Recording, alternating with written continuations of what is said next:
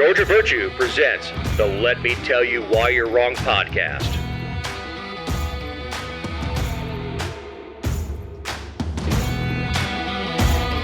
Thank you for listening to episode 250. This week we have DNA in Idaho, porn in Louisiana, the Mule of the Week, and maybe he'll go on for weeks. And it never goes away. Let's talk about January 6th. I'm Dave Roberts. With me is my partner in this endeavor, writer, journalist, dog mom, owner of the GeorgiaVirtue.com, Jessica Szilagyi. Happy New Year, Dave. Happy New Year. Great to be back. Yeah, so great to be back. Tell you what, I know you were cold down there. We were frozen up here. I hate the cold. I think everybody knows this now. I don't miss an opportunity to let everybody know how much I hate it, but I freaking hate the cold. So it was miserable. I like when it feels like Christmas, when it's cold on Christmas. I don't like 70 degrees Christmases, but it was to the extreme. I was not a fan. Yeah, anybody around my area that actually looked well put together when it's 8 degrees outside is not from Georgia. Because we don't have enough warm clothes that coordinate. I mean, I looked like a bum walking around outside. Just whatever's warm, put it on. Yeah. I mean, I'm with you there. Whatever, like survival, I don't care. But it's not fun. It's not fun to be in the cold. I would be miserable and more of a recluse than I already am if I lived in the up north. Well, that's what I said about people. I was getting people calling me 5 o'clock Christmas morning saying it was 65 in the house. I said, well, it's 8 degrees outside. Yeah. Your house isn't built to do 72 degrees when it's 8. It's just not. Hartsfield had pipes bursting. I mean, plumbers have been making a killing to start their year off or end their year because we even letting stuff faucets drip. I mean, it was colder for a longer period of time than I can remember up here. Yeah, I mean, I have a heat pump, not an HVAC, like a traditional HVAC like a lot of people up there do, and it never stopped running for those 4 days. Like, I feel like when it finally got over 40 outside and the house kind of like stabilized and the sun was out, I think my unit was like, whew, thank you, Lord, we can breathe. Wait till you get your electric bill. Oh, I know. I'm dreading it because you can log in and see your usage and it's like unprecedented. I'm dreading it. Imagine where you would have been when you were still having trouble with that thing, with the strips not being hooked up. Oh, yeah. The backup strips. The dogs and I you were were struggling at 30. I mean, I guess Statesboro got dadgum cold too. Yeah, we were in the teens, but not like you guys. No, there are people from up north who they're like, you guys don't know what cold is. You're right. We live in the South. We picked this because we don't want to know what the cold is. I like wearing flip-flops in December. Yeah. So, in the Georgia House 7 race, there's a runoff coming. We'll talk more about it in coming weeks, but Sherry Ralston, or Cherie, I like Cherie because I like the song My Cherie Amour, is running against Johnny Chastain. He's a executive type for, I think, United Community Bank. And the problem, now we had an interview with one of the candidates that audio was corrupted on, and we did not run it. The audio was not good enough. And I can imagine it's people listening right now going, how crappy does audio have to be for you guys not to put it on? Ha. But there wasn't a whole lot of sunlight between most of the candidates.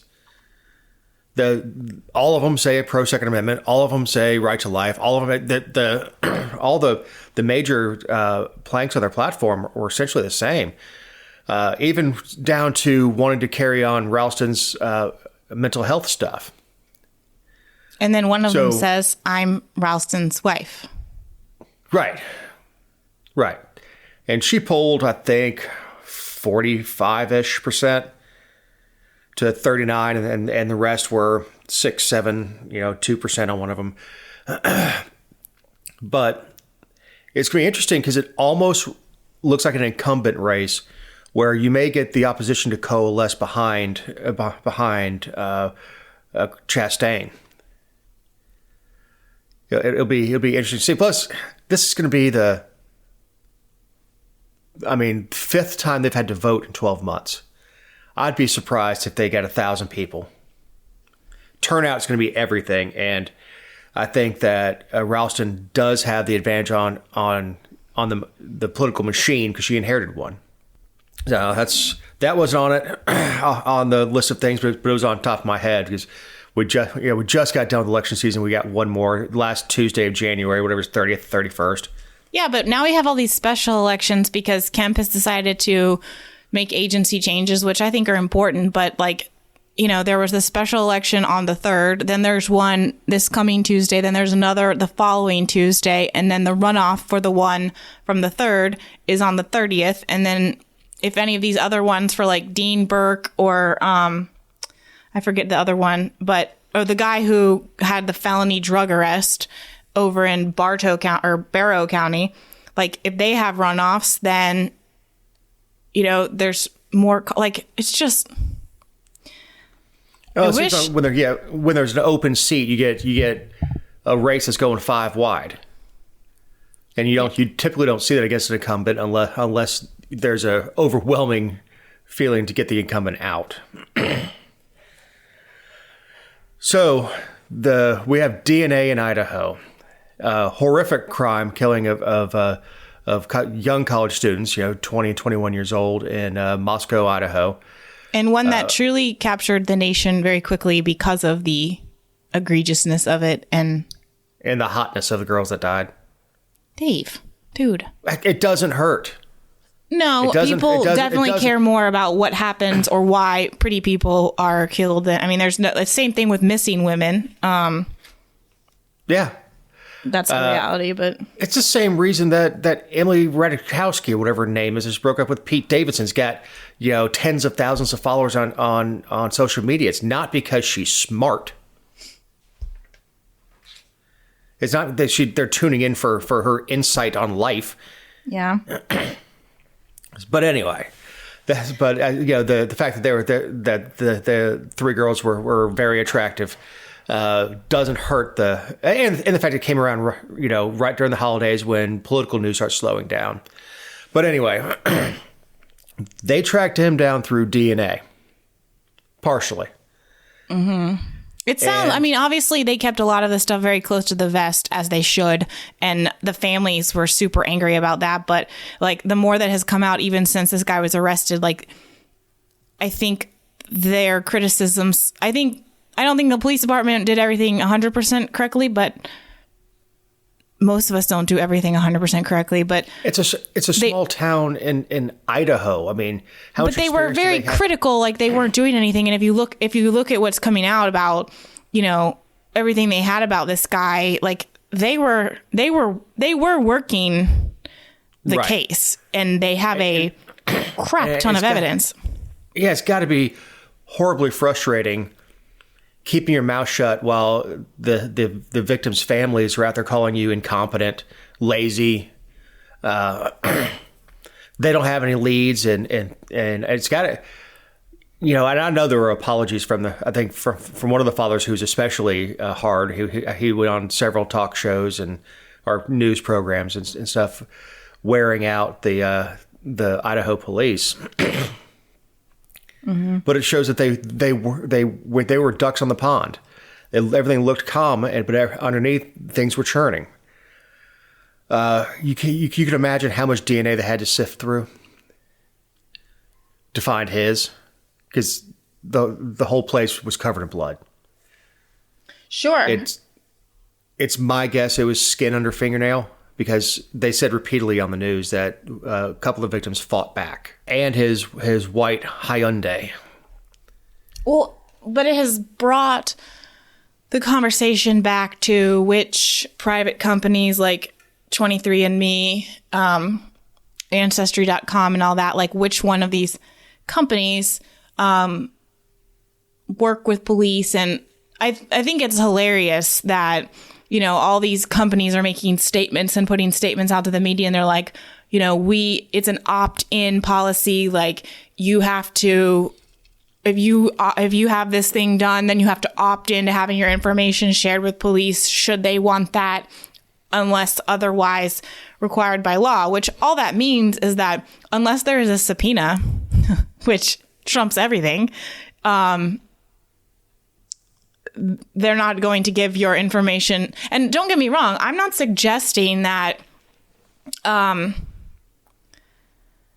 this guy shouldn't have been arrested and that the police shouldn't have used all of the tools that they have available to them. And I mean, gosh, like all of us, if it was anyone we knew or our family, we would want them to use all the tools they legally have to use to capture the people responsible. But it still draws into question, like,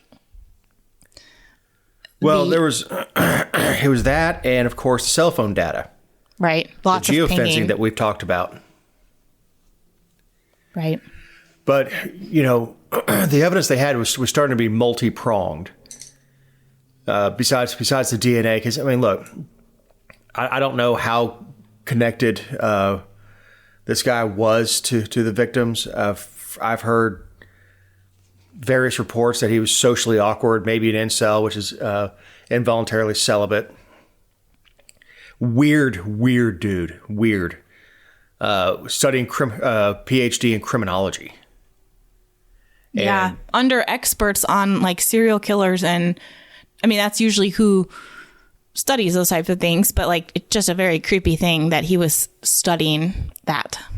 Well, he even did a questionnaire, which you do in your PhD studies with criminology. You go to criminals, you go to prisons, and you do questionnaires. But he was asking very specific questions about how did you pick your victims and things like that, which all is helpful for criminology, obviously, is understanding how victims are selected.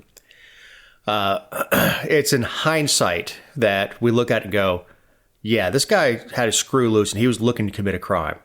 Or he was looking to prove how smart he is, that he can get away with it. I don't know if they took the DNA to 23andMe or whatever, or if they submitted it to see who the family members were, see who pops up, and just started an account with it. Well, and I mean, like going back to the subpoena part, I mean, all they have to do is if they collected DNA at the scene and they ruled out which ones with the girls and the boyfriend of the one girl, and obviously other people who lived in the apartment. And so then they've narrowed it down, and obviously anyone who was not involved would willingly give samples to help them further rule things out. And then you're down to this one that you don't really know whose it is. And you send that to these DNA companies with a subpoena. Like, what are you? I don't know. Yeah, I think that what? Well, it is, and what's interesting is the way they got to it was not a straight line, because this guy had not done one, from what I read. It's the way he got to it. The way they got to it was to start going through these people's relatives that in this thing, they start cross-referencing that car. Sure. So it was. I mean, it was heavy lifting by the detectives on that one. Sure, because I don't think they had a ton of leads on the front end of everything. But like, what's fascinating to me about when you draw in these private companies is the chain of custody and the reliability. Obviously, you know, now that he's in custody and everything, they can. I mean, all they have to do is offer him a cup of water, and they can get his DNA, right? Like. I mean, there's it just changes the game completely if he has a toothbrush in his cell or all these other things. But like, it's not like a camera where you have to worry about the chain of custody or the integrity of the. It's just all fascinating how private DNA collections and connections. Well, it's also we give away our privacy. Now, somebody who is going for a PhD in criminology drove his own car and kept his own phone on while committing a crime. Right. Obviously, the criminology program at Washington State or whatever it is that he was going to is not that good. If he didn't think about turning off location services, I'm not giving anybody advice on how to commit a crime, but I mean, you've got a beacon in your pocket. Yeah, that's hitting off towers constantly. I was watching the 48 Hours or People Investigates or something, I'm not sure, on the Golden State Killer from the 70s and 80s out in, obviously, California. And, he was a serial rapist and also murdered people. And he was an ex-cop. And what was fascinating about it is that, even then, I mean, they didn't have the DNA technology or half the stuff that we have now, but the way that his obsession with doing what he was doing and his desire for power and control, the way that basically eroded and superseded everything he knows about the criminal justice system and what needs to be done to protect himself. That's probably part of what happened here, was that his whatever he had going on and whatever controlled his mind, I don't know. It's a fascinating thing, and the DNA elements, and like you said, the way that we have given away so much stuff and essentially made it easier for law enforcement to do their jobs in some ways. Yeah, until you get analysis paralysis, you get so much data that you can't. That's unusable, or something that you can't break down for a jury. That's true too. I mean, I was in a trial, I can't remember which case it was, but I remember it being difficult for them to break down, I can't believe it's escaping me, but the data that's behind, pictures and stuff on your phone, what is that called? Where it has the time, the locations. If you don't turn all that stuff off and you send a picture to somebody and it has all that data behind it and they could retrieve it as well, it was hard to explain that to a jury, why that means anything and how you can rely on that being reliable and true and correct and everything. It's just, all that stuff that makes cute pictures on social media and already fills the location in for you and all that stuff when you're posting with your friends at a nice restaurant or something. Yeah, all that is also known as evidence for the prosecution. The people that have the video going in their cars constantly. I mean, it works both ways. It certainly will exonerate you if those are the facts, but you're certainly giving evidence to the prosecution if you do happen to make a boo-boo. So, what a bunch of jerks. New law for IDs to get porn in Louisiana. We hear all these, obviously we are no strangers to the porn haters because of Chris Severe and all of the stuff that we've seen from that, but Special Forces, Chris Severe. Right, excuse me. But I think it's, I don't know. One, I'm how did we miss that this was moving through the pipeline of the legislatures? Because I feel like this, I'm sure it was at the state news level, but really didn't get a ton of traction until it became law. I'm kind of shocked that it became law. Yeah, it says website containing 33.3% or more of pornographic content are responsible for checking users' age. Okay, again, you're creating a blacklist of people who watch porn, and we were just talking about all that information that's out there. I mean, things that aren't any of our business. You have somebody running for office in Louisiana, and someone gets a hold of it and finds out, oh, well, this is the type of porn he watches. Not to mention, it's absolutely unenforceable, especially with VPNs. Yeah, there's so many ways around it, and I'm going to go back to the same argument that I say all the time when it comes to access to the internet and cell phones and apps and information that can be consumed digitally. And that is, at some point, it is just on the parent. And at some point, I mean, I'm not a parent, and so I can't say, like, on the scale of 1 to 10 how upset I would be to find out that my preteen or teenage boy, like, I don't know how I would feel about that. However, it's not any different than everything else that's out there in the world that parents have to work to either keep their child from it completely or to explain the repercussions or the risks or how, I mean, whatever your belief system is on that, like, that's the best I heard when I was a kid was a parent that found a friend's stash. And yes, back then you had a stash of naked lady books. Mm-hmm. That they sold at the gas station with the black cover on them? Yeah. Even before the black in cover. The plastic? Right. I remember before the plastic, you could shop at the airport for it. I mean, you could sit on an airplane and read Playboy.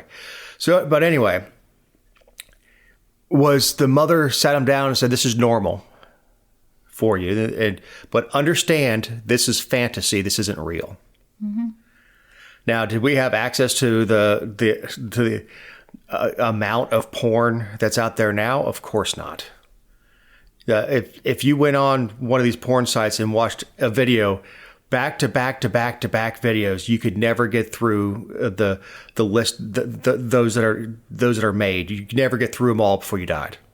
And if you watched nothing but it. But wouldn't you agree that to the extent that porn can be, well, one, I think there's a difference between still images and even like things that were on a VHS tape when those were the days, or even DVDs and that kind of stuff. But like, I do understand the argument that things have become more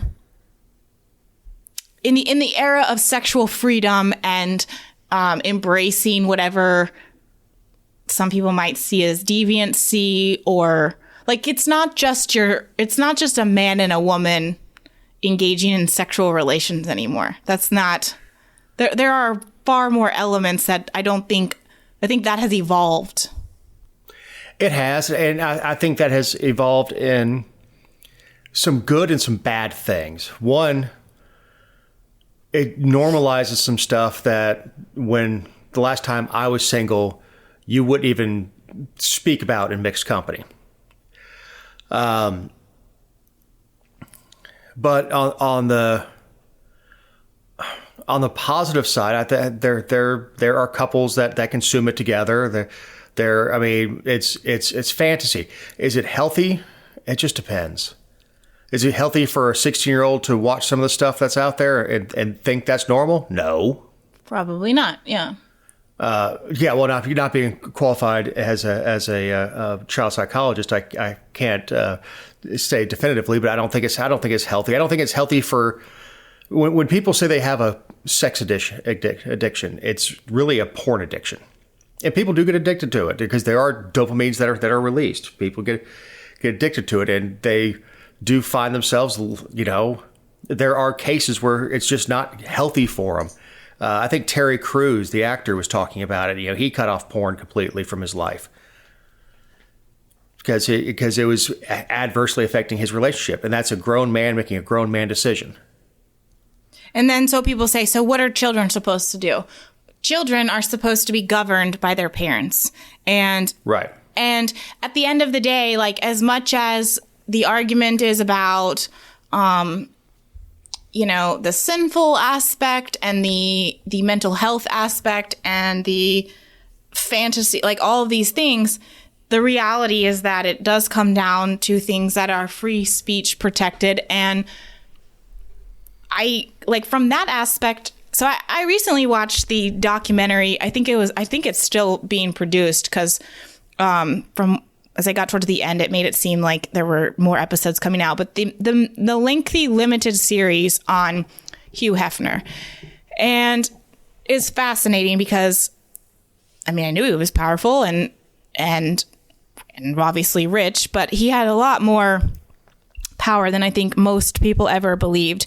And aside from all of that, in some ways, I think that he was maybe had some demons and issues of his own, but parallel to that, he argued and fought and was successful in fighting for the free speech element of what he made a living off of. Whether you think that that's right or wrong, it doesn't take away from the fact that constitutionally he was correct. And I hope that there are challenges to that with what's happening in Louisiana. And I don't know how it could withstand do you not have a right to privacy in your own home? One would think. I feel like there is a privacy issue in having to, because porn is not illegal. It's just illegal for minors. Well, then you start. There's going to be a fuzzy area. Not to make a double entendre. Oh, God. When it comes to OnlyFans. Because is OnlyFans more than 1/3 porn? There's a lot of content on OnlyFans that's not porn. That's not sexually related at all. It's cooking videos and things like that. I think because OnlyFans is cheaper to host that stuff, or you can get paid for it. So something like that. So when you start talking about OnlyFans, and what do you consider pornography when it says a 33.3%?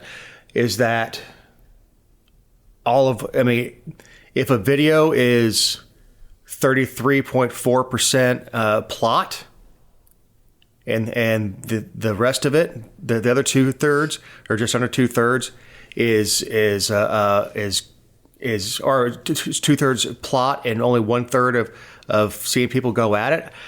I don't know. What about the aspect of regulating the internet on a state level? That, again, problem. And again, you're not going to make porn illegal. Almost everybody uses a VPN now. I don't know what. And of course, they're putting the onerous on the sites. And one of the sites in the story that you sent me was Pornhub. Well, they always get the. Yeah, they also have done a lot with advertising. They did a video one time of a wife saying, "What are you watching?" Nothing. And it says Pornhub, the biggest supply of nothing, quotes around it on the internet. Even so much that people wear T-shirts that look like the logo and stuff like that. And look, I wish I was forward thinking enough and all that to create Pornhub, because whoever it is has obviously done very well. But you also have content creators on OnlyFans and places like that it's private. It's whatever they want, and most of those people are behind a paywall. And that's so. One of the porn stars interviewed for this, and I don't know how big of a star you are in porn anymore, said that she would like it all behind a paywall, so at least you have to use a credit card. Well, of course a star would. I mean, then she makes money. Right. Which I don't know. I mean, if you want to charge for, I'm not sure it's a service, but the product that you're producing, go for it. I mean, if you want to pay for it, it's a contract. That's how I see it. Yeah, I've said that about OnlyFans for a long time. Somebody will pay whatever to see some damn middle-aged mom get naked or whatever for the camera. And you know how much free porn there is out there? Yeah. But then again, I don't know. You have to set your computer, like my search filter is set to moderate to avoid the porn when you look for something. Mm-hmm. I was looking for something for 1923, the Yellowstone series, and there was something that popped up with like vintage porn or something like that. I'm like, no, I was looking for the TV show. Thank you, though. Good to know that porn existed before talkies. Oh, my Lord. Yeah, I don't know. The whole concept is fascinating to me. Like the way that like even like OnlyFans and even on TikTok, like sending little bits of like lots of people sending $2 or $3 for someone who's just talking, and then these people making a living off of it. Like it's a fascinating concept to me, especially as I'm,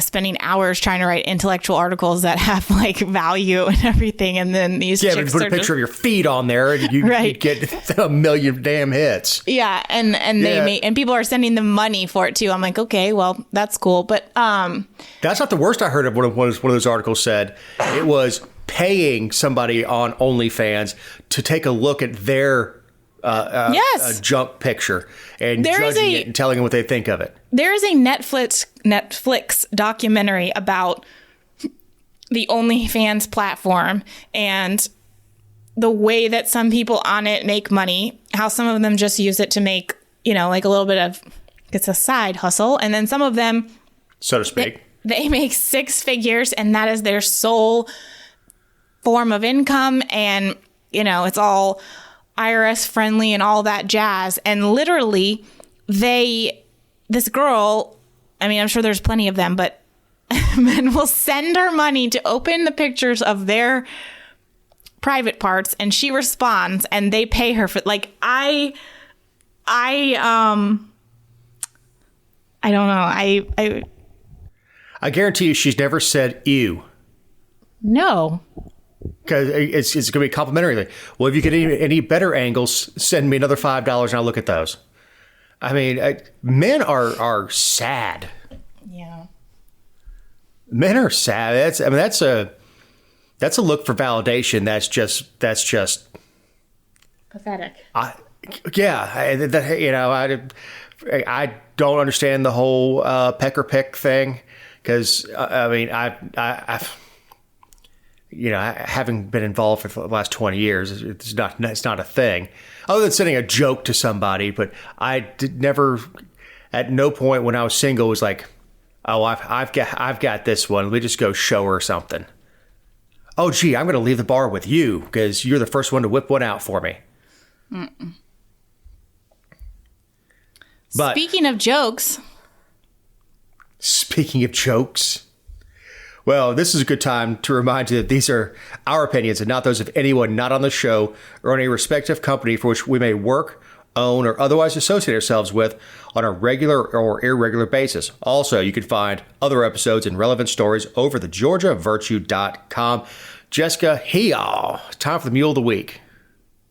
Yeah, Kevin McCarthy just slam dunking right on into it. What is it? We're at the more failed ballots since before the Civil War, which I love. Like all the headlines are like post antebellum chaos and like all the Civil War references, as if most of these political pundits know anything about the Civil War. And look, I'm of two minds on this. I agree with you. Of course, we talked before we record. That's embarrassing for the Republican Party. But I also, depending on the reason for those 20 holdouts, if those are people that when they got elected or when they were running for office said, I will not vote for Kevin McCarthy, well, they made a promise on the campaign trail. Mm-hmm. Or if they're holding on to their values, and they say, look, he does not align with my values. This is, I think one of the sticking points for some of the people is term limits. I don't think Congress is the way to get term limits done. I think a convention of the states is the only way it'll actually ever happen. It's just the reps up there are representative elects because they can't swear in without a speaker. And then you have Matt Gaetz, who's like accusing, what's his name, McCarthy of squatting in the speaker's office because he hadn't won election. So he's like, how is he able to occupy the speaker's office? And he wants to talk to the... What a nitpicky thing to... I mean, it's one thing to notice it, but to actually come out in the press with, well, why is he in this speaker's chair or in the speaker's office? Well, you know what? If he loses, he'll have to move. Yeah. What's funny is one of the biggest the Freedom Caucus people, Marjorie Taylor Greene, my congresswoman, endorsed McCarthy early on. And I am sure promises were made, like maybe moving her out of the broom closet office that she's in and actually letting her on some committees so she can actually, fight for her constituents. Pretend like she's relevant.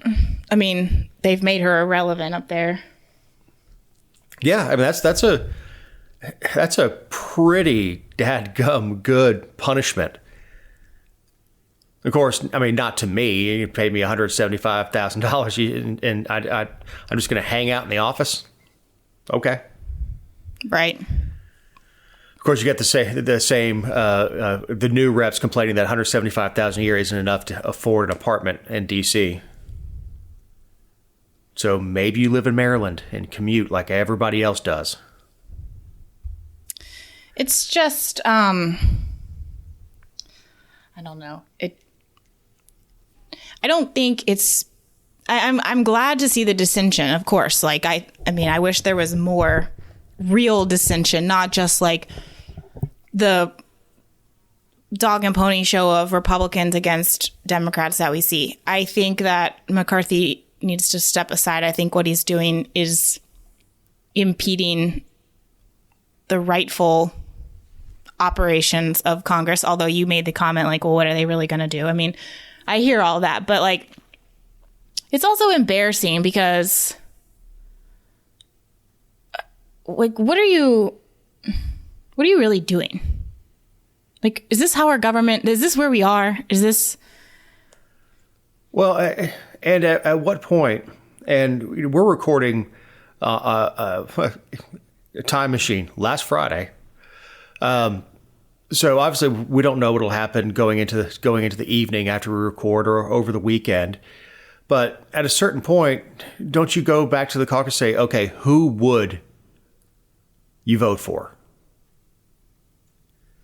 Instead of throwing names out, like I can't remember who, was it Getz that nominated Trump for it? Just being a jackass. Who would you vote for? And let's start making deals on that, because the Democrats haven't wavered. No, I mean they haven't had any fall off on their stuff. They're voting for their guy. What is it, Jeffries? Mm-hmm. What?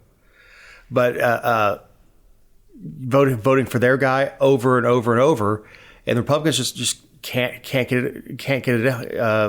them over the hump. So find someone who can.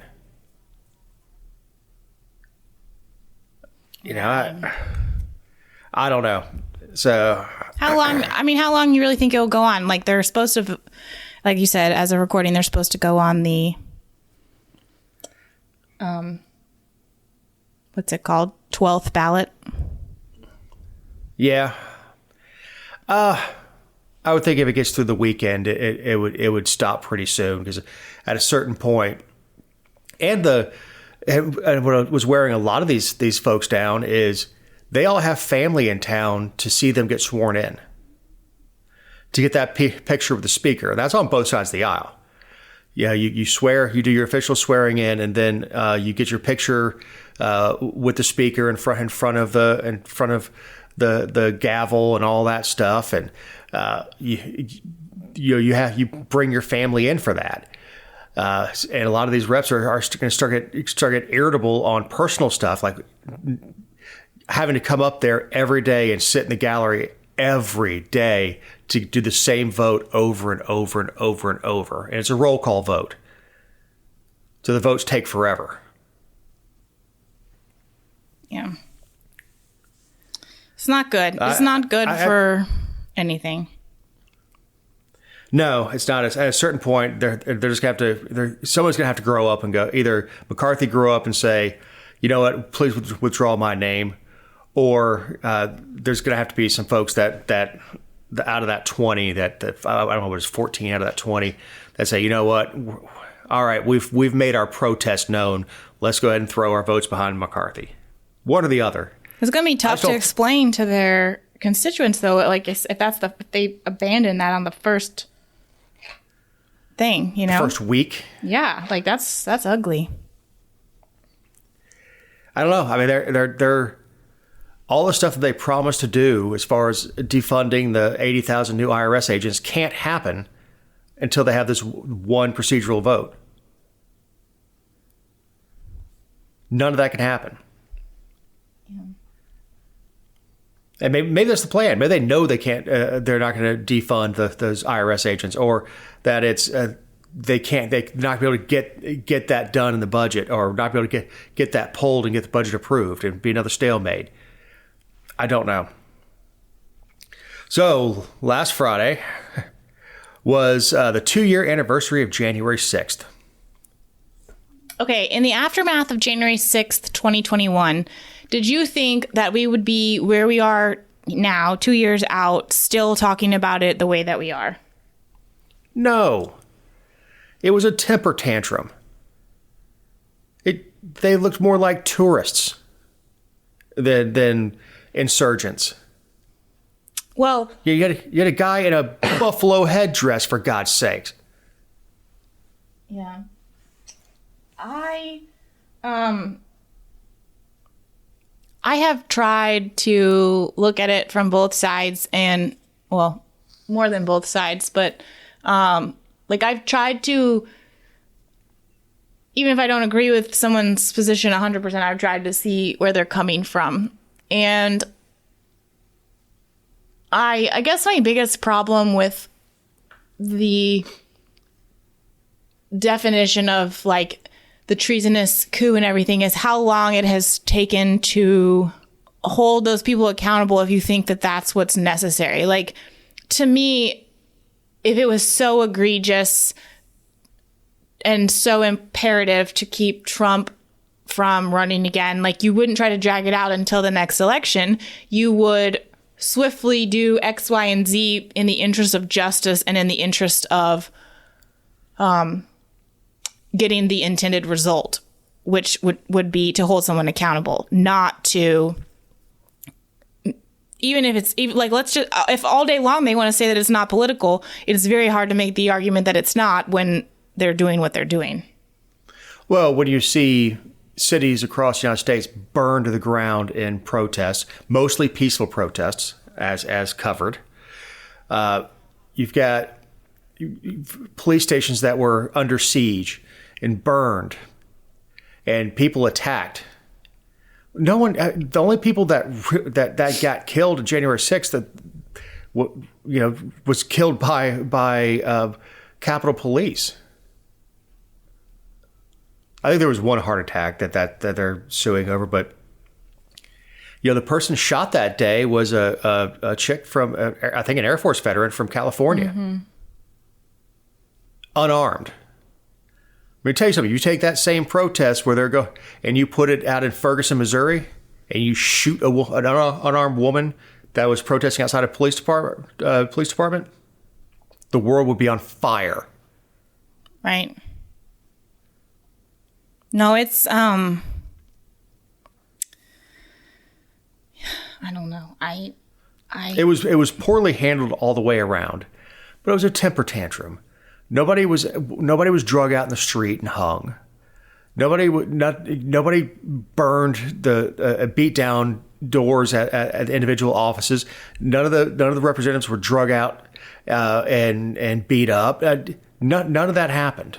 It was a temper tantrum. Do you think that Trump could have done more to tone it down or to encourage people not to do something? That's been one of the huge arguments, is that by January 6th, no.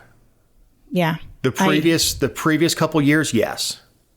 I agree. I do agree with that. Because when things did start escalating, he did say, like, they're on our side. Don't do this. Blah, like, please, keep it peaceful. Like, he did do that, and there has been a huge denial that did occur. It might, by a lot of people, I'm sure, by the people who hate him, by their arguments, it was too late, and that may be true. Like, the ball might have been tumbling down the hill. But he did do that. In the time leading up to it, once the election was certified by the states, what does a gracious person do? He says, "I don't like the election results. But they have been certified, and I'm going to do everything within my power to facilitate this transfer of power and handle it like you have just a tiny bit of class." And people were mad. I was mad. I was mad that I went to bed at 2:00 in the morning with everybody saying it's all but over, folks. Trump has won re-election. To wake up the next morning and go, it's all but over, folks. Looks like Joe Biden's defeated Trump. Mm-hmm. In the 6 hours that I was asleep or whatever it was, I couldn't believe what happened.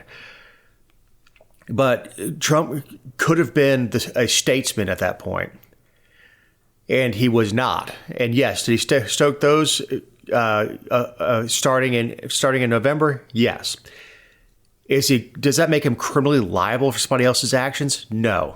It wasn't conspiracy. He wasn't sitting in the Oval Office going, all right, what we're going to have these people here. They're going to run into the Capitol after the protest. That's not that I've seen evidence say that ever happened. So there's a big difference between making inflammatory statements and compelling people to act in an inflammatory way. Right. Do you think that, so you said you don't think that he's criminally responsible. Obviously, the news from Thursday was that there's a wrongful death lawsuit in the death of Brian Sicknick. Do you think Trump holds or bears responsibility civilly? No. Do I think there'll be a settlement? Yes. You do? Of course, Trump is the only person to get a hooker to pay him for sex. Mm-hmm. You would. That's what happened.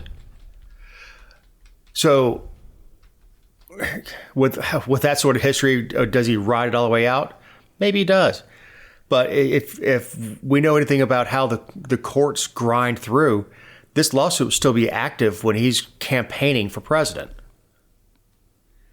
And nobody wants that.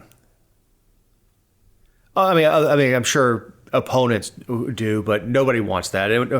Make it go away quietly. Give them money that's not out of the campaign account. And make it go away. Mm-hmm. But now that the GOP is sort of in control of the House and investigations, they want the documents turned over. Because there's tons of documents that are sealed. I'm like, well, let's see them. Make it public. Let the public see if there's anything there. Yeah, the civil cases, they're so unique. Because the standard is lower, obviously it's like a preponderance of evidence. If they're just inclined to think that, if the jury thinks that, he might have had a role or a part of a role or whatever in it, then that's that, And it's not supposed to be discussed in a civil trial, but the defendant's ability to pay comes in. Right. And how can you ignore that? Yeah, I mean, it just does. If somebody's suing a huge trucking firm for being run over, people know if they're going in, it's a big trucking firm that's big insurance policies and they can afford it, versus trying to sue me for a couple $1 million and be like, good luck. Sure. So going in with Trump as a defendant, just on sheer odds alone, at least 4 people in that jury are not going to like him. Then you have a couple people on the jury that are indifferent, and then you'll have some people that absolutely love them. Yeah, just going on odds. I think what's so fascinating, I don't know if we've talked about this on the show. I've talked about it with people, like privately, and I feel like we've talked about it outside of the show for sure. But what's going to be super interesting is whether or not, or not whether or not, but how all of this ends up reading in history books someday, just from the standpoint that there are at least 3 different versions of how people see what happened, not just through Trump's presidency, but very much through the election from November 2020 to January 2021. I mean, the versions of events, and everyone thinks their version is right, or that they have like the objective analysis, but I'm not sure that there have been times in history where it's been so, at least not in the United States, where there's been so much dissension about what actually happened. And the joke is always like the one who wins gets to tell the story, but that's different in the age of the internet and social media for sure. Yeah, like it's just different. That's not the case anymore. And so, I mean, how will all of this be told? How do you tell this? I'm not even sure. Other than to say, like in a history book, these people believed this, these people believed that, and these people believed a third position, and then everyone else was just kind of like, swinging from the branches. Well, the quote here for the lawsuit is laughable. Quote, as Officer Sicknick and hundreds of others, including other police officers, elected officials, and rank and file workers of the Capitol were put in mortal danger, and watched the events unfold on live television. And that's kind of put together with the quote, in mortal danger. Mm-hmm. First of all, if that was the lawsuit, it would be against the Capitol Police for not having the proper presence at a protest. Yeah. But to say the reps put more, no, they were not put in mortal danger. It was a temper tantrum. Was it scary for some of them? I'm sure it was if you see somebody in a buffalo headdress coming at you. Especially since Congresspeople can't carry a pistol on them. But yeah, I mean, you see a guy shirtless in January in Washington, D.C. coming at you with a buffalo headdress looking crazy. Yeah, it might scare the doo-doo out of you. Does it mean you were actually in mortal danger? No.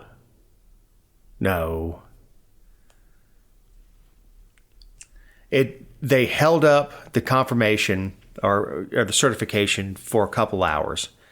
Everything was restored. It was not a coup. Well, my question all along has been like, okay, let's say that's, that is your position and that is what you believe. Then what? Like then what is your? Then drop it. Right. Like what do you want to be the next step? Because drop it. Have better do a after action review and say, you know what, next time we have a protest here, we're going to give the permits for over here, or we're going to have better barricades or whatever, and have something going forward. But legally, no, these people were not. They were not committing treason. It's just they weren't committing treason. You can like the protest. You could not like the protest. You could think they would you liked it at first. They went out of hand. That's all true, or that could all be true. But to say that these individual actors were guilty of trying to overthrow the government is just not true. What about I don't know that we don't have a ton of time left, but what about Biden awarding the 12 Presidential Citizen medals to two, including 2 election workers from Fulton County. That's what, like, what? I don't know. Whatever. It's his prerogative to hand those out. It's the same medal that Rush Limbaugh got, right? I believe so. And that was sort of a goodbye to Rush. Besides a thank you for politically supporting Trump, but it was a goodbye to Rush. At that point, he was already sick. And look, I especially when I worked for the banks and stuff, I listened to a lot of Rush Limbaugh and Glenn Beck and other terrestrial talk radio. Biden said it's his prerogative, but it's one of those things. It doesn't register for me. Go ahead. Sorry. No, it's fine. I mean, some of them are law enforcement officers from Capitol Police, and then obviously Brian Sicknick will receive his like in his honor for the role he played. Yeah, posthumously. Yeah, but so Shay Moss and her mother Ruby Freeman are the ones from Fulton County, and I love how CNN said the 2 women who are black, like what that has to do with anything, whatever, but gave emotional and poignant testimony to the House January 6th committee describing how their lives were turned upside down after the former president and his allies publicly disparaged them as election fraud hustlers. While I mean, we've talked about threats and stuff made against every, like, poll workers, staff at the Secretary of State's office, Brad Raffensperger, all those people. I think that if anybody was to receive those, I mean, if that's what it is about, like, standing up to, why isn't he picking Raffensperger and, like, Gabe Sterling and those people who arguably had the same values but are just white men? You know, their lives were turned upside down? Hardly. After the former president and his allies publicly disparaged them as election fraud hustlers. I mean, poor Brian Kemp was freaking dragged through the mud by Donald Trump. Where's his medal? If that's what this is about. You think Kemp would even accept it? Well, I wouldn't, but you know where I'm going with this. I mean, I understand. Trump, when he was angry, he took a very wide swath to go after people. He was mad at everybody. I don't know what Raffensperger could have done by the time election got there. We've discussed before. I mean, there's a lot of stuff Raffensperger could have done before that, but wanting them not to certify it and stuff like that. And him just being mad that these governors and these secretaries of state followed the Constitution and their state constitutions, and they did what they were obligated to do. Because, you know, you take an oath when you take that office. And regardless of the politics, everybody tries or should try to fulfill that oath, especially something as big as a presidential election. But him calling out Fulton County elections, I mean, it's several elections that Fulton County, you go to sleep and then all of a sudden they're pulling ballots out of the trunk. We know this. But whatever, if that makes Biden feel good to give him a piece of metal, fine. Yeah, but I just think it's gross to give someone a medal because they got some threats. I mean, I'm sorry that happened. Yeah. It didn't happen because you're black. It happened because people were unreasonable. Even if their threats were racial, it doesn't matter. I think the Presidential Medal of Freedom is more of a lifetime achievement, or you pulled a baby out of a burning car, or something fantastic. It's I believe it's the highest civilian award you can get. Yes. It It is the civilian equivalent of the Medal of Honor. Whatever. Joe Biden's just trying to get some gimme stuff in front of the camera that he doesn't have to speak too much and, especially off the cuff. Especially when he reads things that are in italics as a repeat line. Bless his heart. It should be an interesting speech. Yeah. Woohoo. All right, Jessica, your closing thought? Well, as the show drops, the legislature in Georgia is reconvening, which is just awful, terrible, no good, just freaking terrible. The 40 days that takes 3 months. Yep. So that's going to be tough on everybody. But, just pay attention. Don't let your guard down. Make their lives Tune in every week. Duh. We are the watchdogs. There aren't many shows like what we do that are keeping an eye on and tracking bills and the sausage grinding that goes in to those bills. I've told plenty of people running for office that you come up with an idea for a bill and it's beautiful. You think this is wonderful, and then it goes into the sausage grinder, and when it comes out, it's unrecognizable. It might even be your own bill. Yeah, and your name's on it, and you're like, that's all I said was I like puppies and babies, and all of a sudden you're sending $1 billion to Ukraine. How the hell did that work?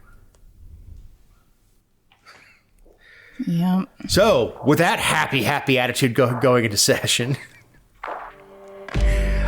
well, thank you very much to Eric Cumby, our editor, who makes this something somewhat listenable. To the brains of the operation, the boss, Jessica Szilagyi, I'm Dave Roberts. We'll talk to you next week.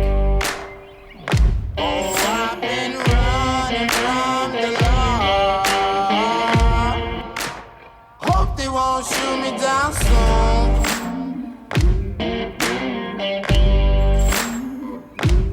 They sing on a sleepless night.